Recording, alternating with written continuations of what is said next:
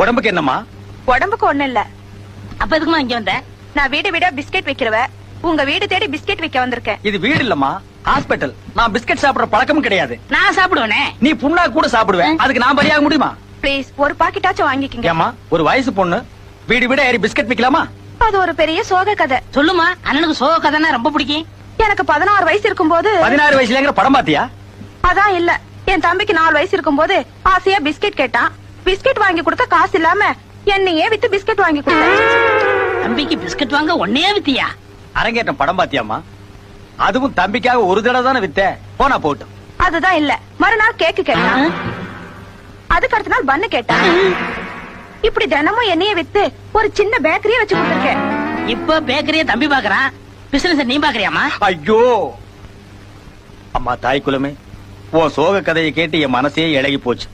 எவ்வளவுன்னு சொல்லு தர்றேன், அதை எல்லாத்தையும் அப்படியே வச்சுட்டு போமா.